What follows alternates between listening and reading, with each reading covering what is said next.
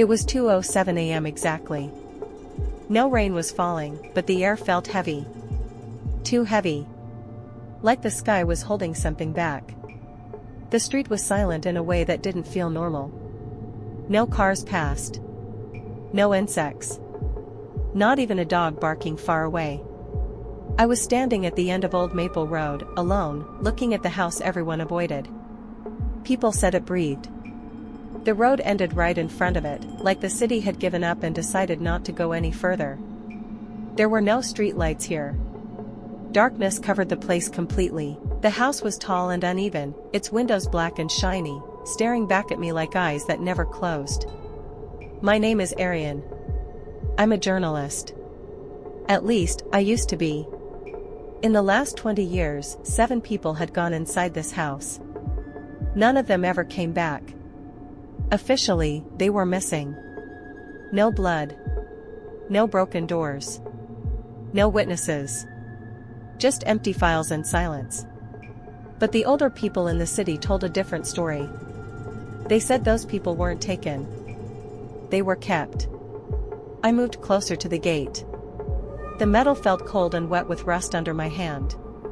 When I pushed it open, it made a soft creaking sound. Not loud, but somehow it felt deliberate, like the house noticed me. As soon as I stepped onto the property, something changed. The air behind me felt closed off. I turned around without thinking. The street was still there, but it looked farther away than before. Stretched. Wrong. Like a picture pulled too wide on a screen. I told myself it was just fear. I kept telling myself things like that. The front door was already slightly open. I don't remember choosing to go inside. I only remember realizing that I was already there. The smell inside hit me immediately. Old wood. Dust. And something else. Something warm and organic, like skin after rain. My footsteps barely made a sound, as if the floor was swallowing them. Behind me, the door closed. Not hard. Just quietly. I tried the handle.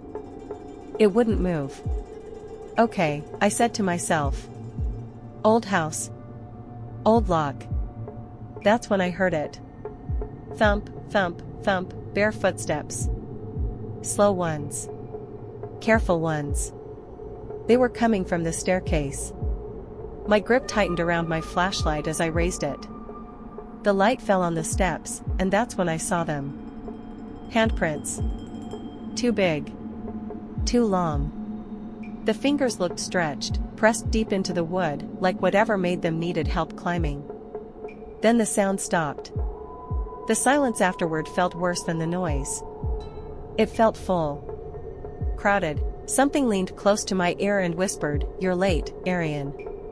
My whole body went cold. I spun around, my heart pounding. There was nothing there. No one. But my name had been spoken clearly.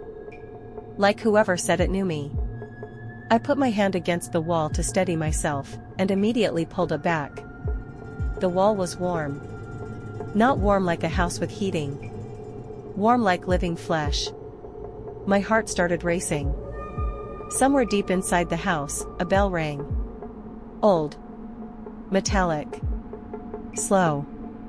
A door across the hallway opened by itself. Inside the room was only one thing. A wooden chair. And sitting on it, a tape recorder. It looked ancient, scratched and dusty. I pressed play. It worked instantly. Static filled the room, then a man's voice came through. He sounded tired. Terrified. "If anyone finds this, don't come here. This house listens. It watches. And when you say its name..." The tape stopped. The lights flickered. The walls began to whisper. Voices filled the house. Too many to count. Men. Women. Children. All talking at once. "We're still here. We can't leave. You shouldn't have come." I tried to run. But the hallway twisted as I moved, bending in ways that didn't make sense. The air grew thick, pressing into my chest. Breathing felt difficult, like I was borrowing each breath. Something caught my eye on the floor. A phone. I picked it up. The screen turned on, even though it showed no battery. There was a photo on it. Me. Inside the house. Screaming. Behind me, the walls were closer. Watching. A message appeared under the picture. Welcome. The story has begun. The screen went black. Then the house went quiet. Not calm. Not safe. Waiting. I don't know how long I stood there after the house went silent. The silence wasn't peaceful. It pressed against my ears, like water filling my head. I could hear my heartbeat. Slow at first, then faster. It felt like my body had sensed danger before my brain had caught up. My phone screen went black. Welcome. The story has begun. I put my phone in my pocket. Not because it worked, but because leaving it there felt wrong. Like leaving proof that I was still alive. The hallway in front of me had changed. The walls leaned slightly inward. The space felt tight. There was a smell of rust and damp metal in the air. A faint sound came from somewhere below. Persistent. Patient. I walked toward that sound. My steps didn't feel like my own. It was as if the floor itself was deciding where I should go. The hallway ended at a door that hadn't been there before. It was deep and old. Deep scratches marked its surface, wide and harsh. A word was carved into the door. Remember. My hand froze on the handle. I reminded myself that I was a journalist. That everything had a reason. That fear was part of the job. It was all lies. The door opened easily. Too easily. Cold air swept over me, sending shivers down my arms. The stairs went down. To the basement. I turned on my flashlight. The light revealed concrete stairs stained with dark marks. Darker than water stains. Pipes ran along the walls. Some intact, some broken. Water dripped from them. Drip. Drip. Drip. The sound was strange. The space felt larger than it should be. As I descended, the cold hit harder. My breath came out in clouds. I paused halfway down. Something was written on the wall. Names. Many. Some neat. Some scratched hastily, messy. Michael R. Sarah Collins. Evan, 2012. 69. Then I saw it, and my stomach twisted. Arian. My name. Fresh. The dust hadn't settled. This can't be, I whispered. The basement answered. The persistent sound grew louder. At the bottom of the stairs was a large room. Old furniture wrapped in sheets. Broken cabinets. Wet cardboard. But my eyes went straight to the far wall. Pictures. Hundreds. Men. Women. Children. All staring at the camera. All terrified. Some photos were old. Some were brand new. All the eyes were the same. Awake. Watching me. I stepped closer. My hand shook. Every photo had a date written below it. The oldest, 1974. The newest, last week. Then I saw myself. A picture taken from behind. The same hallway. Today's date, written below. I felt sick. I stumbled back, almost slipping. No, I said. You can't do this. The words sounded foolish the moment I said them. A sound came from behind me. Footsteps. Slow. I turned immediately. The light fell on a chair I hadn't seen before. Someone was sitting on it. A man. Or at least it looked like one. Old clothes. Yellowed skin. Head bowed. Who are you? I asked. He raised his head. I recognized him. A voice like a tape. You shouldn't have come, he said. His eyes were red, tired, but alive. "I warned people," he said. "I wanted to leave something behind." "What is this place?" I asked. "What did it do to you?" He laughed. Dryly. "It did nothing," he said. "I did it." The lights flickered. The picture seemed to move. As if coming closer. "This house doesn't hunt," he said. "It remembers." The sound from below grew louder. The floor trembled. "Everyone who lingers too long." "Why are you still here?" I asked. A faint smile appeared on his face. "Someone has to teach it new memories." The floor cracked. Slowly. Carefully. Names on the wall began to change. My name grew deeper. The man stood up. "Run," he said. "Before it learns you." "Learns what?" I shouted. He vanished into the darkness. The lights went out. My flashlight flickered once, and died. Darkness clung to the basement like something alive, pressing against every sense. My flashlight trembled in my hand, its beam slicing through shadows that stretched farther than the walls should have allowed. The air smelled of mildew and rust, mixed with a faint metallic tang, too sharp to ignore, too familiar to name. Each step on the damp concrete echoed strangely, warped, as if the house itself were listening and quietly laughing at my attempts to stay silent. That's when I saw it. A tall, narrow mirror leaned against the far wall. Dust dulled its surface, yet it didn't reflect the flashlight properly. Instead of bouncing the light back, it seemed to absorb it, swallowing the beam whole. The sight of it made my skin crawl. Not fear, warning. I moved closer.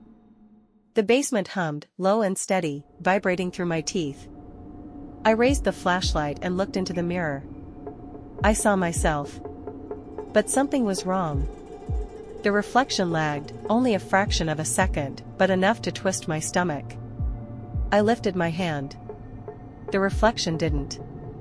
I stepped closer, my grip tightening on the flashlight. And then I saw it. A face hovered just behind mine. Pale. Sharp. Unmoving. Its eyes were too dark, too deep, staring into me with unmistakable awareness. A dry, rasping laugh slipped from its mouth, echoing across the basement and settling heavy in my chest. Behind me, the photographs on the wall seemed to tilt, leaning forward as if straining to see. Hundreds of faces, men, women, children, some old and faded, some disturbingly new. All frozen in terror. Their eyes weren't dead. They were awake. A whisper circled the room, brushing my ear. "Don't look away." My pulse thundered. Every instinct screamed for me to run, but my legs carried me closer to the mirror instead. The reflection leaned forward with unnatural smoothness, smiling a cruel smile that wasn't mine. Its hand rose. Beckoning. I tried to speak. Nothing came out. My throat locked, breath trapped in my chest. Then I heard it. My voice. Soft. Familiar. "Arian, stay." I spun around, the flashlight sweeping wildly across the basement. Nothing. Just the cold walls and that endless hum. When I looked back, the mirror's surface rippled like water. Faces surged within it, screaming, twisting, familiar and unknown. They pressed outward, hands straining, eyes starving. The names etched into the concrete wall began to shift, letters carving themselves deeper. Michael R. Sarah Collins. Evan, 2012. And again. Arian. Fresh. Sharp. Permanent. A presence moved in the shadows. The man from the chair stepped forward, silent, gaunt, his clothes stiff with age. His eyes were tired, but knowing. "You shouldn't have done that," he said quietly. "Done what?" I gasped, sweat burning my eyes. "Looked," he replied. "You looked too closely. Now it remembers you." The mirror pulsed, alive. The walls bent inward. The floor groaned beneath my feet. The photographs shuddered, their shadows stretching toward the glass. I slipped, nearly falling into a puddle on the floor. In the water's reflection, I saw the mirror again. The hand was no longer behind the glass. It was reaching out. The flashlight flew from my grip, spinning, casting wild flashes of light. A scream tore from my throat, or from theirs. I couldn't tell anymore. The hum rose, vibrating through bone and blood. Strong fingers clamped onto my shoulder. "Go," the man said. "Now. Don't look back. Whatever you do, don't look back." I didn't question him. I ran. Up the basement stairs. Past the carved names. Past the wall of photographs. Past the chair that had been empty only moments before. Whispers followed me, mocking, promising, threatening. Each step grew heavier, as if the house itself were pulling me back, testing how badly I wanted to leave. The front door felt impossibly far away. My lungs burned. My heart hammered wildly. Then, cold air. The door swung open with ease. Night air struck my face, sharp and alive. I dragged it into my lungs like someone surfacing after drowning. But even outside, I knew it wasn't over. The mirror stayed with me, lingering at the edges of my vision. And deep inside the house, behind walls and photographs, in the breathing dark of the basement, it waited. Patient. For the next glance. The next visitor. The next memory. I ran. And I didn't stop. The night air clung to me as I fled the house, but the weight of the basement stayed behind my eyes, pressing into my thoughts. I didn't stop running until the city's streetlights formed a familiar pattern around me. Even there, under the safety of electric light, I could feel it, slipping through shadows, bending corners, keeping time with my heartbeat. Days passed, though time no longer felt reliable.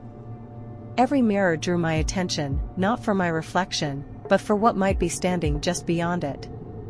Shapes hovered at the edge of sight. And in those reflections, I began to see a child. He was pale, small, and motionless. His eyes were wrong, too old, too knowing for a face so young.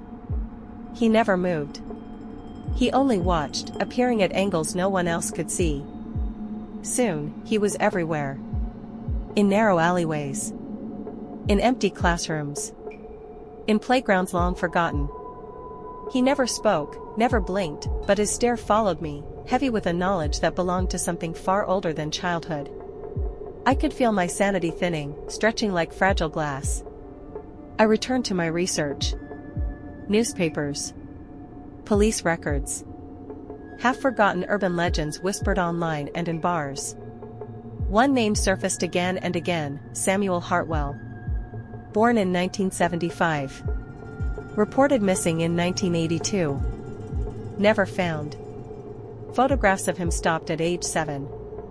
Yet sightings continued, years later, decades later. Witnesses swore he looked exactly the same. Unchanged. Untouched by time, no explanation was ever accepted. And no one pressed too hard for one. One evening, I found myself standing in front of the house again. Not by choice. Something inside me pulled me back, stronger than fear, stronger than reason. The front gate, usually rusted and stubborn, opened with a soft whisper. Inside, the hallway stretched longer than it should have, swallowed in darkness. The house knew I was coming. The basement greeted me with silence. My flashlight revealed the walls of photographs. They were the same, but not entirely.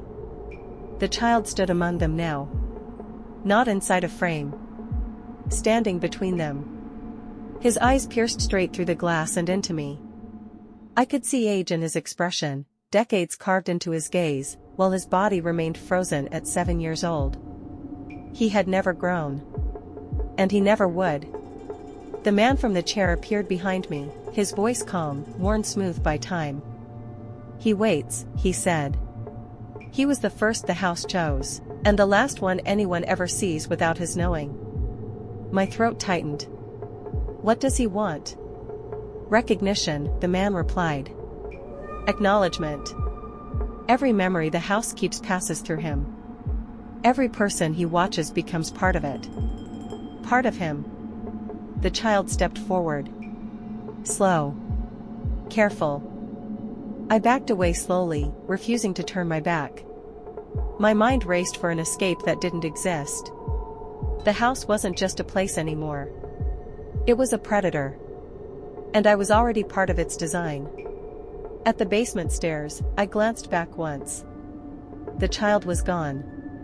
But his presence remained, a pressure in my chest, a whisper against my ear. I ran. Out of the house. Into the night. And for the first time I understood the truth.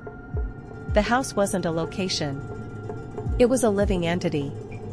And Samuel Hartwell, the child who never grew, was its memory, its witness, its guardian. I collapsed onto the cold street, lungs burning, heart pounding. Yet even there, I felt the house watching. The child's eyes followed me. I wasn't free. Not yet. And deep in my bones, I knew the truth. I would return. Returning to the house was no longer a choice. It was inevitability. The whispers had followed me, subtle at first, now relentless. Every shadow seemed to lean toward me. Every reflection hinted at my place inside the house, reminding me that it remembered me. Always. I needed answers. If I didn't face it, I knew I would become just another name carved into its walls. The city blurred as I approached Old Maple Road. The gate groaned open, not in protest, but in recognition. The air felt heavy, damp, unnaturally warm. The house loomed ahead, silent, aware. Its windows reflected nothing, they didn't mirror the world, they watched it. Inside, the hallway stretched farther than memory allowed. Shadows clung to its edges. The basement door stood open, waiting. Each step I took echoed slightly out of rhythm, as if the house had adjusted itself to my movement. At the bottom of the stairs, the room revealed itself. The photographs still lined the walls. The mirror rested in the corner. But now there was something else. A large table stood at the center of the room, covered in neatly stacked files. The man from the chair emerged from the shadows, his face hollow but alert. "These are the records," he said. "Everyone who ever entered. Every missing person. Every observer. Every victim. The house keeps a ledger, and he keeps the files." I stepped closer, my hands shaking. The folders were old but carefully preserved. Each was labeled with a name, dates, photographs, and short summaries of final moments. I opened one. Then another. Each told the same story: curiosity, exploration, fascination, disappearance. Personal items catalogued. Notes left behind. Frantic diary pages written in trembling handwriting. Then I found it. My file. My name. My photograph. Dated 2 days earlier. The description made my stomach drop. Subject exhibits curiosity toward unknown phenomena. Mental state, alert, anxious. Likely to return. Memory imprint detected. House aware. High risk of absorption. It had anticipated me. The man leaned closer. "He knows you now," he whispered. "Every glance. Every step. Every heartbeat. All recorded. He watches through the files, the photographs, the mirrors." The folders began to rustle on their own. Pages flipped rapidly, as if unseen hands were searching through them. Names and faces blurred together, decades of the missing, their eyes screaming silently for acknowledgement. Then the child appeared. Samuel Hartwell stood among the files, small and pale, unmoving. His eyes were wide, ancient, fully aware. He reached out a thin hand toward the table. I understood then. He wasn't a child. He was the keeper. A metallic sound echoed behind the shelves. I turned. Something crouched there, watching. Another observer. Not entirely human, or perhaps no longer human. The files lifted slightly from the table, whispering my name. Again. Again. Promising understanding. Promising ruin. "This is where most never arrive," the man said softly. "Here, you see the full scope of the house. You may learn, or you may become the lesson." The truth settled into me with quiet horror. The house didn't just remember. It recorded, analyzed, claimed. Anyone who lingered was absorbed, memories stripped and stored, woven into its structure. And Samuel Hartwell was its librarian, its witness, bound eternally to observation. I tried to move back. The files shifted like waves, closing paths, guiding me toward the center. Whispers became voices, speaking my fears aloud. Every photograph, every page, every reflection leaned closer. I grabbed a file. Inside were my thoughts. My memories. Recorded before I had even understood them. A terrible realization struck me. I had been observed long before my first visit. There was no beginning. No true escape. Only presence. Only remembrance. Samuel stepped forward, hand extended. The man behind me faded into shadow. I forced my legs to move, backing toward the stairs. Slowly. Carefully. The file settled. The child remained still, watching. The photographs blinked once, then froze again. The house had learned. It had remembered. And it would wait. Patiently. Eternally. For my return. I hadn't planned to return, but the house pulled at me with a force I couldn't resist. Even in daylight, I felt it, pressing at the edges of my thoughts, whispering just beyond awareness. Every reflection, every passing shadow hinted at corridors that vanished the moment I focused on them. I knew I had to face it again. Not just for answers, but to understand why it wanted me. The gate opened without a sound as I approached. The front door followed, swinging inward as if in quiet greeting. Inside, the familiar hallway stretched ahead of me, longer than before. And alive. The walls pulsed faintly, expanding and contracting in time with my heartbeat, as though the house were breathing around me. Whispers rose almost immediately. Dozens of voices overlapped, urgent and mocking, too tangled to separate. They slid through the hallway, filling it with echoes of everyone who had ever passed through. The sound wasn't coming from one place, it was the hallway itself. I moved carefully. Each step sounded too loud, unnaturally sharp. My flashlight caught shadows twisting along the walls, faces forming and dissolving before I could focus. I realized then that I wasn't truly walking. The hallway was moving. Stretching. Folding. Guiding me. The whispers grew louder, sharper. Names surfaced, some familiar, others lost to time. Arian. The sound of my name cut deeper than the rest. Ahead, the hallway split into multiple paths, each darker and narrower than the last. The walls hummed, vibrating with unseen energy. I could hear breathing, slow, deliberate, not quite human. The voices merged into a single sentence. Choose wisely, or remain forever. My feet carried me left, driven by a mix of dread and compulsion. The walls closed in slightly as I moved forward, the air growing thick, heavy in my lungs. Along the walls, photographs appeared, every image I had seen in the basement, now stretching endlessly into the distance. Their eyes followed me. Each face felt like a fragment of the house itself, watching, remembering. A small figure stepped out of the darkness ahead. Samuel Hartwell. The child who never grew stood still, pale and expressionless. His eyes were deep, ancient. He raised a hand and pointed toward a row of unmarked doors lining the hallway. "The doors," he said. His voice echoed, childlike and impossibly old. "Each one leads to what the house remembers. Some truths you will regret seeing. Others, you must face." My pulse raced. My breath came fast and shallow. The house was testing me, measuring my fear, my resolve, my understanding. One wrong choice, one moment of hesitation, and I would become another whisper trapped in the walls. I chose the first door. The hinges creaked as it opened, revealing a narrow passage beyond. The whispers surged, voices overlapping, dragging my buried thoughts to the surface. The floor trembled beneath my feet, alive beneath my weight. Shadows twisted along the walls, forming brief images, my own face contorted in terror, fragments of past visitors, flashes of Samuel watching in silence.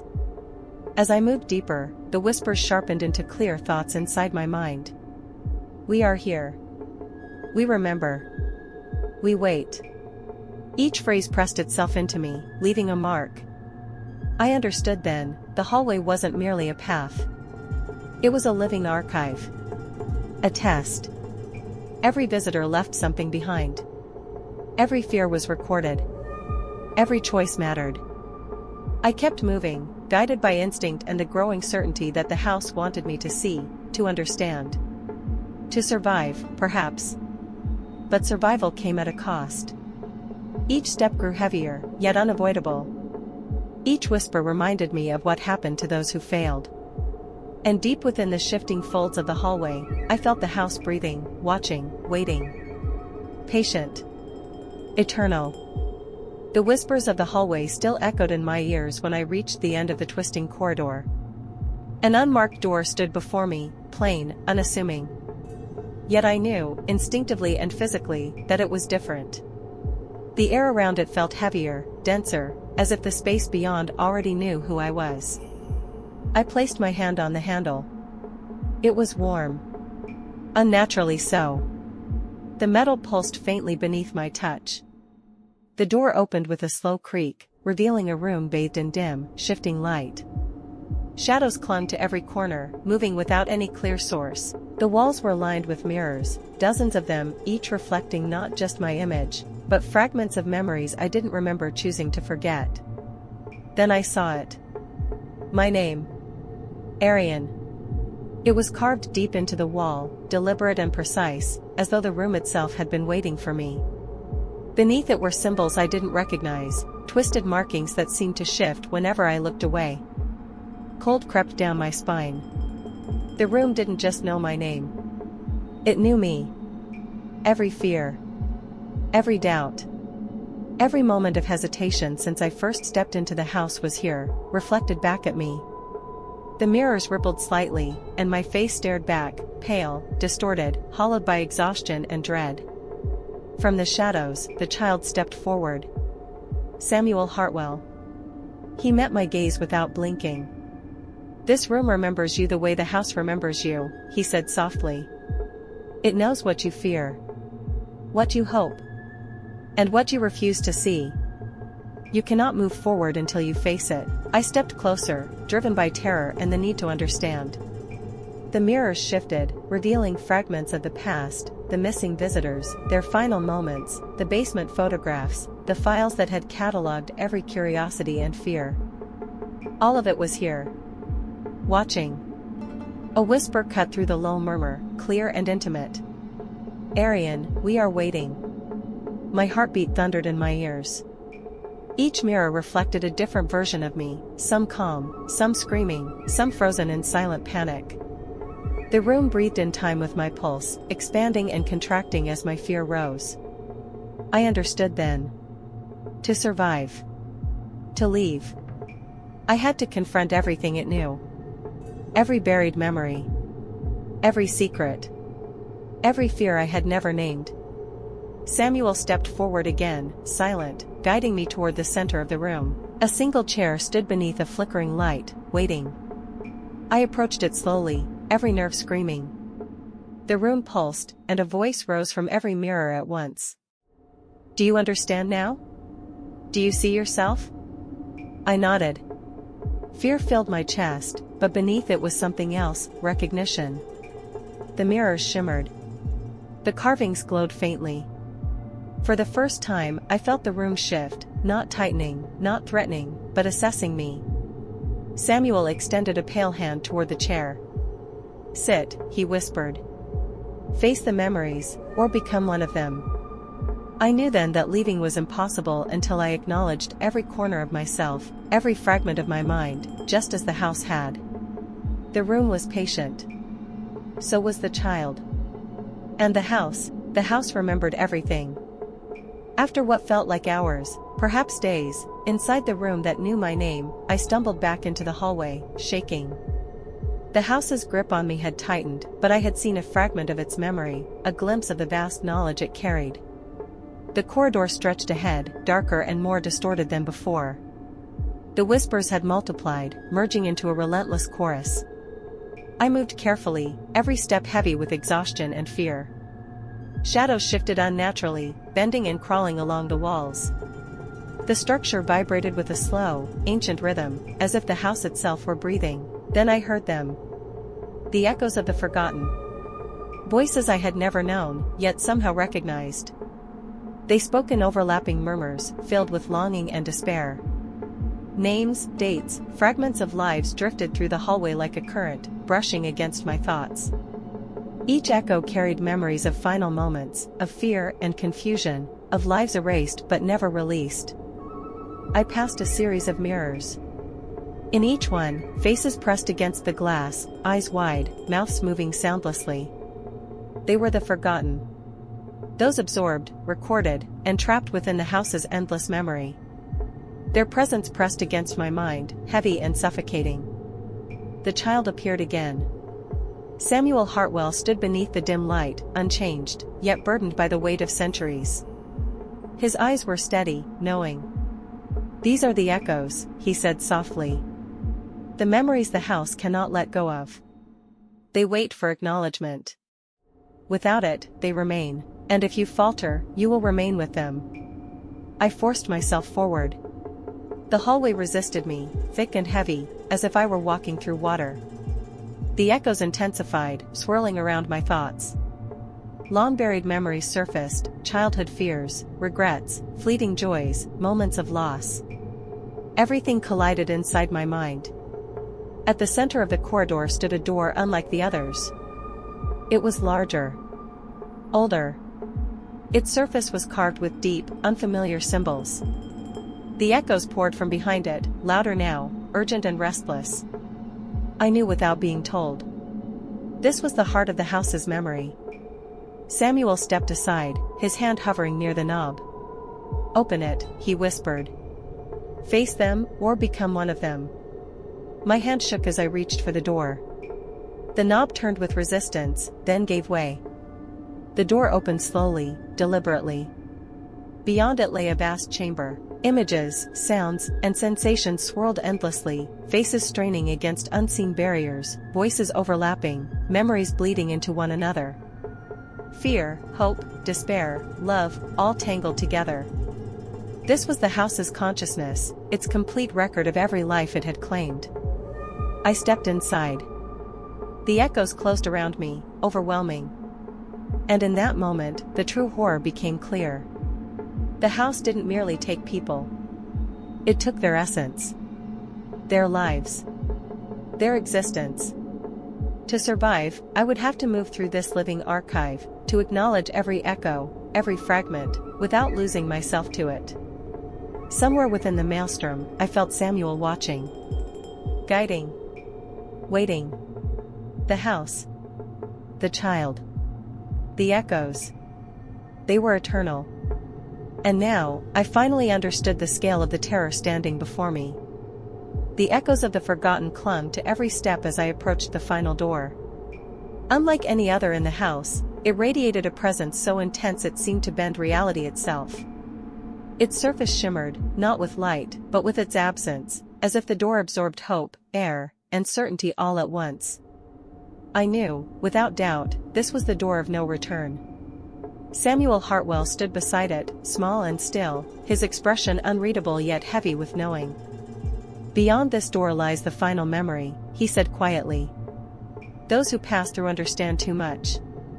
Those who hesitate never leave." Every instinct screamed for me to run, yet something deeper pulled me forward. Behind me, the hallway twisted unnaturally, whispers cascading from every direction. Faces in the mirrors pressed closer, eyes wide and pleading, silently begging to be understood, to be remembered. My hands trembled as I reached for the handle. It was impossibly cold, but beneath the chill I felt a pulse, steady, patient, eternal. The door knew me. It recognized every step I had taken, every fear I had faced, every fragment of myself the house had already claimed. Samuel stepped aside. Once you enter, there is no turning back. The house will remember you completely, whether you survive or not. Choose carefully. I inhaled slowly. The air vibrated with anticipation, thick with countless memories. The whispers rose into a single overwhelming chorus, the lost, the curious, the fearful, the absorbed. I turned the handle. The door opened without a sound. Beyond it lay a vast chamber where light and shadow intertwined impossibly. Time bent and folded in on itself. At the center, a massive vortex spiraled, faces, images, sensations, all bound together. Each one was a life. A memory. An essence claimed by the house. I saw the missing, the forgotten, and countless others whose stories never reached the outside world. Samuel's voice echoed inside my mind. To pass, you must acknowledge them. See them. Understand them. Accept that the house will remember you, yet you may leave, if you endure the wait. I stepped forward, the vortex pulsed, drawing me closer. Voices whispered my name, spoke my past, exposed my fears and desires. My thoughts blurred as I fought to remain myself, to stay separate from the flood of memory pressing in from every side. Then the vortex shifted. I felt the pull clearly now. The door of no return was not an exit, it was a transformation. To cross it, I had to allow the house to know me fully, without surrendering who I was. My reflection appeared within the swirl, distorted, watching, aware. I took another step. And another. I acknowledged every echo. Every lost soul. Every fragment. The house responded with a low, resonant hum that vibrated through my bones. Samuel's presence remained steady, guiding but silent. I understood then. Leaving was never about escape. It was about acceptance. Confrontation. Understanding. The door of no return was not punishment, it was a reckoning. And in that moment, I finally grasped the true nature of the house, its patience, its hunger, and its eternal need to be remembered. I stood before the door of no return, the vortex of memory swirling, whispering, pulsing with life. Samuel Hartwell remained by my side, silent but watchful. The house's consciousness hummed, patient, eternal, aware of every thought, heartbeat, hesitation. The choice was mine, step through fully and confront the shadows, or retreat and risk joining the echoes, lost forever. The air was thick, heavy with the weight of countless lives. Shadows stretched from every corner, fragments of the people the house had consumed. Their whispers formed a chorus, pleading, warning, mocking. I realized the shadows weren't merely memories, they were tests. To survive, I had to face them, acknowledge them, and find my place among them without surrendering my essence. I stepped forward. The shadows reached for me, brushing my skin, tugging at my mind. Faces of the forgotten emerged, eyes wide with silent terror, mouths moving in wordless cries. The house knew me intimately now, catalogued my fears, thoughts, desires. Yet in acknowledging them, I began to assert my presence within the swirl. Samuel's voice echoed softly, remember, Arian. They can only claim what you allow. Hold yourself, or they will consume you. I focused on my breathing, the rhythm of my heartbeat, a tether to reality. The shadows surged, each presenting fear, regret, or memory, a lost child crying in darkness, a man trapped in endless corridors, faces pressed against mirrors, mouths open in silent screams. They reached toward me, demanding recognition. Then I understood, the choice wasn't escape or confrontation. It was presence. To survive, I had to accept their existence without losing myself. To walk the line between memory and self, between the house's hunger and my will. I extended my hands. The shadows brushed against me. I saw the faces clearly, felt their stories, acknowledged them. Some faded, some remained, but I did not collapse, did not surrender. The vortex pulsed in response, slower now, observing, testing, measuring. Samuel's presence was steady, a silent affirmation. Finally, I stepped fully through the vortex. The whisper slowed. Shadows parted. I emerged into a space that was part of the house, yet separate. The room was quiet. the air clear. The weight of memory settled, no longer suffocating. I remained myself, aware, present. The house had recorded me, acknowledged me, but I had endured. I had passed the choice. The child stood silently, then nodded. Expression unreadable, approving. The house's consciousness hummed softly, a reminder of eternal patience, but it no longer pressed against me. I was free, for now, carrying the echoes, the memories, the understanding of a place that would never forget. I walked toward the exit, deliberate steps leaving the door of no return behind, shadows at bay, echoes contained. The house remained, eternal, watching, remembering. And I stepped into the night, a witness to darkness, carrying the knowledge of the forgotten, yet unclaimed.